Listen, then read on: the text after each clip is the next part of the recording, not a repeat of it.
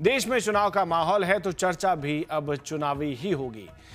बात करेंगे सीधा यूपी के समाजवादी पार्टी के वर्तमान मुखिया अखिलेश यादव की, क्योंकि समाजवादी पार्टी का जनाधार बीते कुछ समय से खतरे में है, धीरे धीरे कम होता जा रहा है। लेकिन सवाल ऐसे में यह है कि क्या समाजवादी पार्टी का जनाधार धीरे धीरे गिर रहा था? जवाब है नहीं। बात करेंगे कुछ समय पहले की। कुश्ती के दांव में माहिर मुलायम सिंह यादव राजनीति के दंगल में उतरे तो मजबूत पहलवान बनकर ही उभरे।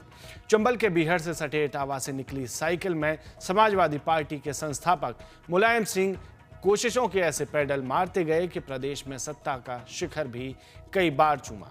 लोकसभा चुनाव की बात करें तो साल 1992 में पार्टी के गठन के बाद शुरुआत के 4 लोकसभा चुनाव में उसका प्रदर्शन का ग्राफ ऊपर उठता रहा, लेकिन उसके बाद ऐसा बैक गियर लगा कि चुनाव दर चुनाव वोट प्रतिशत गिरता चला गया और सीटें भी कम होती चली गई।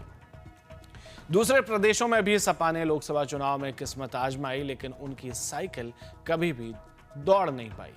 उसे इक्का दुक्का सीटों पर ही सफलता मिली। इस चुनाव में समाजवादी पार्टी ने कांग्रेस के साथ गठबंधन कर सीटें बढ़ाने की रणनीति बनाई है, लेकिन उसके सामने अपना पुराना जनाधार पाने की चुनौती है। सपा ने 1996 में पहले ही लोकसभा चुनाव में 16 सीटें जीत ली थीं। कुल 20.84% वोटों पर कब्जा जमाया था। पार्टी ने एक सीट बिहार में भी जीती थी।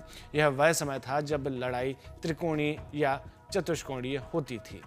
कम वोट प्रतिशत में भी अधिक सीटें मिल जाती थी। प्रदेश में समय के साथ साथ सपा ने यादव और मुस्लिम मतों पर अपनी पकड़ काफी मजबूत की। इसी का परिणाम रहा कि 1998 के लोकसभा चुनाव में उसे 28.7% से अधिक वोटों की प्राप्ति के साथ 20 सीटों पर सफलता मिली।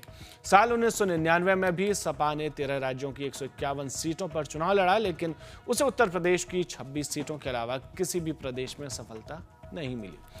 उसे देश में कुल 3.76% वोट मिला था।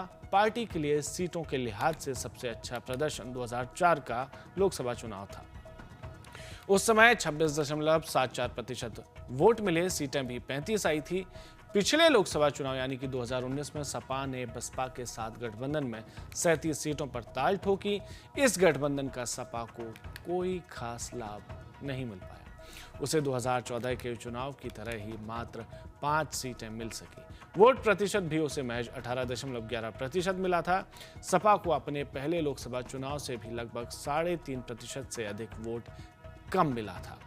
साल 2019 के चुनाव परिणाम के बाद सपा अध्यक्ष अखिलेश यादव ने घोषणा की थी कि अब वह किसी बड़े दल के साथ गठबंधन नहीं करेंगे। गौर करने वाली बात है, लेकिन साल 2017 के विधानसभा चुनाव की तरह ही फिर से कांग्रेस के साथ गठबंधन कर वह चुनाव मैदान में उतर आए हैं।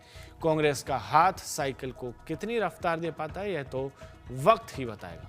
हालांकि सपा के प्रदेश अध्यक्ष नरेश उत्तम पटेल का दावा है कि पीडीए फॉर्मूला यानी कि पिछड़ा, दलित और अल्पसंख्यक इस बार एनडीए को हराएंगे। सपा ने 2012 के विधानसभा चुनाव में 29.13% वोट पाकर 224 सीटों पर सफलता प्राप्त करते हुए सरकार बनाई थी, लेकिन वोट के लिहाज से सपा के लिए 2022 का विधानसभा चुनाव सबसे अच्छा रहा है।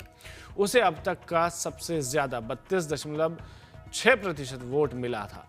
बेशक उसे सीट 111 ही मिली थी, लेकिन परिणामों ने पार्टी नेतृत्व के साथ ही कार्यकर्ताओं का उत्साह भी बढ़ा दिया था। समीकरण दुरुस्त कर लिए जाएं तो भाजपा का मुकाबला मजबूती से किया जा सकता है। आपकी इस बारे में क्या राय है, हमें कमेंट में जरूर बताएं।